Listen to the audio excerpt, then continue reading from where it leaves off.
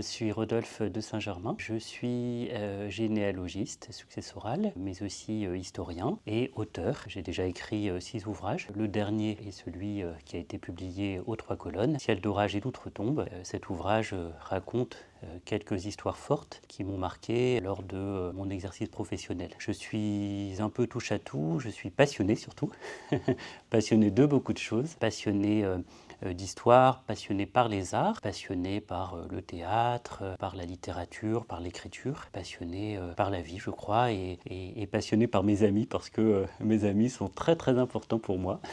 Ils m'inspirent énormément et ils fortifient aussi ma vie.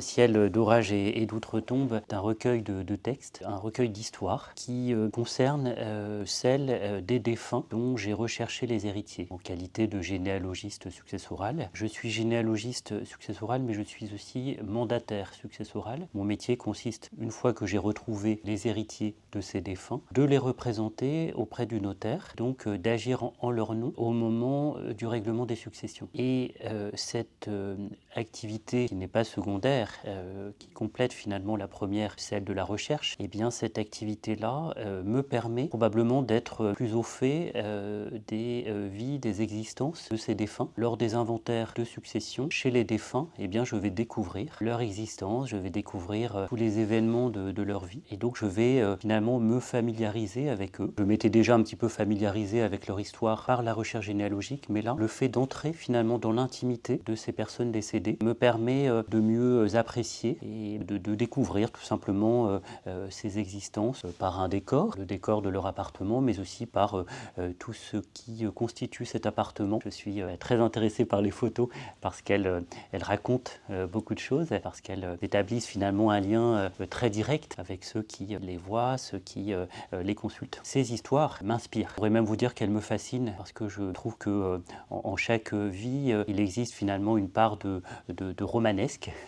Évidemment, lorsqu'on intervient, nous, en tant que généalogiste, on n'intervient pas par hasard, d'une certaine manière. On intervient parce que ces défunts n'avaient plus de lien avec leur famille, n'avaient probablement pas d'amis. Ils étaient très, très seuls, très esseulés. Donc, cette solitude, c'est toute cette histoire que je vais être amené finalement à découvrir et que j'ai souhaité finalement retranscrire dans cet ouvrage Ciel d'orage et d'outre-tombe, parce que voilà, certaines histoires sont absolument extraordinaires. Et dans ces histoires, il existe aussi ma propre histoire. Et donc au cours des règlements de succession, il m'arrive effectivement de vivre voilà, un certain nombre d'événements plus ou moins heureux. Dans une des histoires qui est consacrée à Marie-Françoise, je raconte que j'aurais pu mourir puisque j'ai chuté au cours d'un inventaire de succession. Donc j'ai chuté dans une cave. L'accès à la cave avait été un petit peu ouvert et puis la maison était très encombrée, elle était dans la pénombre et je n'ai pas vu effectivement cette trappe qui avait été déplacée et j'ai été lourdement blessé. J'ai été transporté à l'hôpital, j'ai vécu de lourdes fractures qui ont ensuite nécessité une opération. Je raconte là un petit peu dans ce livre, mais il existe beaucoup d'autres histoires.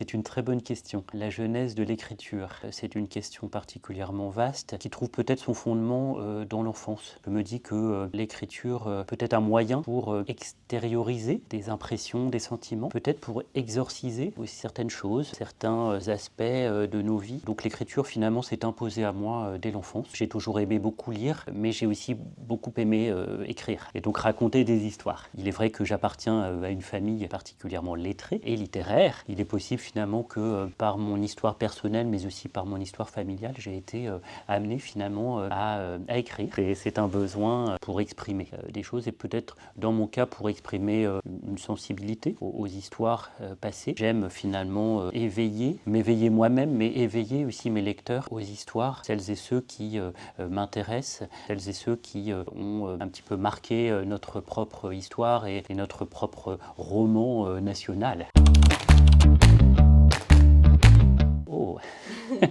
Vaste sujet également. Alors, je suis toujours animé par de nombreux projets, par la volonté de concrétiser projets. Ces projets me font vivre parce que ma vie n'est pas toujours très, très évidente, n'est pas toujours très simple. Et donc, ces projets me permettent finalement de penser à autre chose, de me donner un petit peu d'allant. Et puis, ces projets me permettent aussi de rencontrer des gens, de multiples personnes au destin très, très divers. Étant très intéressé par l'amitié, les amitiés, eh bien, ces projets sont le lieu lieu idéal, on va dire d'une certaine manière, de la création finalement, de l'initiation, de la conception finalement de ces amitiés. Donc des projets, j'en ai beaucoup, des projets éditoriaux notamment. Depuis quelques années, je constitue un recueil de textes en lien avec une de mes très chères amies qui s'appelle Claire Lemel. Claire Lemel est illustratrice et donc nous sollicitons dans le cadre de ce projet qui s'intitulera Mon objet de compagnie, nous sollicitons des auteurs à qui nous demandons d'écrire sur leur objet de compagnie, sur l'objet qu'ils aiment. Chaque récit individuel sera illustré par mon amie Claire Lemel et sera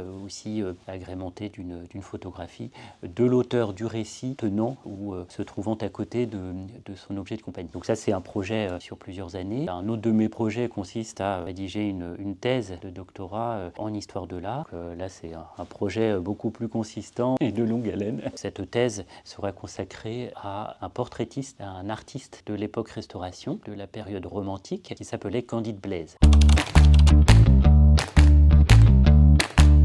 Ah oui, alors c'est un titre qui fait référence aux Mémoires d'Outre-Tombe de Chateaubriand. Chateaubriand est un personnage historique assez fascinant, qu'on aime ou qu'on n'aime pas, que je ne suis pas certain d'aimer véritablement d'ailleurs, mais qui a rédigé une histoire, sa propre histoire, les Mémoires d'Outre-Tombe. Donc effectivement, ce sont des mémoires qui m'ont toujours beaucoup passionné, beaucoup intéressé. Il est vrai aussi que Chateaubriand est malouin, ayant des racines malouines. Chateaubriand étant aussi enterré sur le Grand B à Saint-Malo, eh bien, je voulais un petit peu rendre hommage à ce grand auteur, à ce grand homme politique, à ce grand théoricien par ce titre. Et puis ciel d'orage parce que effectivement, pour moi, la vie est constituée de ciel. L'orage, c'est de joie. Bon, les ciels d'orage évoquent effectivement des destinées un petit peu tragiques que je raconte dans ce livre, qui finissent mal malheureusement. Ces défunts, j'ai recherché les héritiers, meurent seuls, sont souvent découverts plusieurs semaines, plusieurs mois après leur mort. Et donc effectivement, cet ouvrage a pour mission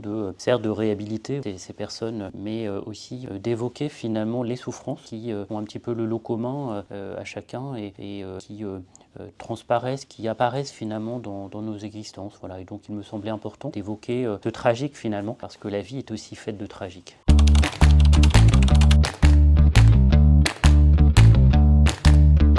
Oui, il est possible que ma formation en histoire m'oblige finalement à une certaine véracité dans l'analyse des faits. Il y a finalement très peu de romanesque, on va dire, dans mon écriture. Les vies sont romanesques parce que les individus eux-mêmes ont constituer leur propre roman. Évidemment, lorsque je ne sais pas, j'use du conditionnel, je n'avance aucune vérité finalement, mais pour moi, certaines vérités existent. On se doit en effet de respecter les individus dont on raconte l'histoire. C'est un art finalement, c'est un art très difficile. Je fais en sorte finalement de l'approcher. Voilà, l'équilibre est assez complexe. Et les silences ne peuvent pas être finalement racontés véritablement. J'aborde finalement cette histoire avec la rigueur de l'historien, mais aussi avec la sensibilité qui est la mienne pour effectivement évoquer l'histoire de ces défunts avec beaucoup de respect. Chaque défunt doit conserver finalement sa dignité. Je pense que depuis l'enfance, j'ai toujours été passionné par la généalogie. Enfant, finalement, je voulais comprendre, je désirais comprendre le lien entre des personnes dont on parlait souvent lors des repas de famille et moi-même. Cette interrogation a généré mon intérêt pour la généalogie, mais au-delà même finalement des filiations, je crois que c'est l'histoire de ceux qui nous précèdent qui me passionne, qui me fascine. Dans ma famille, on me disait que ce métier n'existait pas, alors que je savais qu'il existait. Je me suis renseigné et au terme de mes études en histoire, j'ai rejoint un cabinet d'études généalogiques. J'ai rejoint ensuite assez rapidement une seconde étude. 5 ans plus tard, je créais ma propre société en association avec mon meilleur ami Geoffroy Guéry. Et depuis 2013, eh bien, nous travaillons ensemble pour les notaires. La passion finalement anime vraiment nos actions professionnelles au quotidien. J'ai cette chance-là.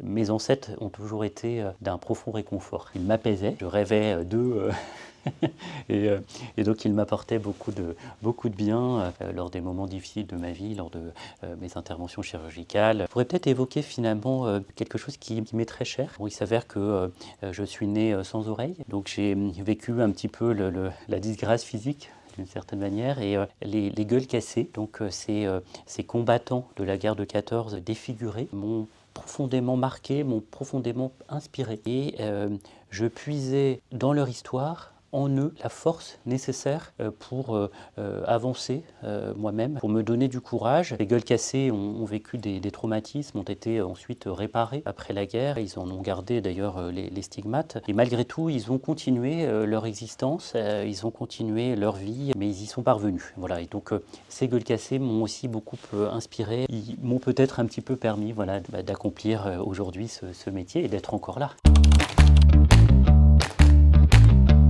Par mes écrits, par cet ouvrage Ciel d'orage et d'outre-tombe, je désirais rendre hommage à tous ceux qui nous précèdent, tous ceux qui nous éclairent aussi, parce qu'on a besoin finalement d'être éclairé par les gens qui vivent, par nos parents, par l'éducation peut-être qu'on a reçue, par les vivants, mais aussi par tous les êtres finalement qui ont disparu et qui continuent malgré tout d'être présents dans notre propre histoire, dans notre être. Il me paraît important, très important même, d'évoquer leur mémoire et de leur rendre hommage à ma manière. Je ne suis peut-être pas tout à fait comme tout le monde, ou en tout cas je me trouve assez atypique, un peu trop parfois, mais j'évoque cette mémoire ancestrale ou cette mémoire passée à ma façon. C'est un petit peu peut-être l'objet de mon exercice professionnel, mais aussi l'objet de mon écriture, de mon désir d'écrire. Avec beaucoup d'humilité, j'encourage quiconque à lire cet ouvrage. J'espère en tout cas que ces histoires initieront des rencontres, initieront des cheminements un peu différents. Et en tout cas, j'espère que mes lecteurs seront sensibles à ces interrogations et puis peut-être à ma sensibilité.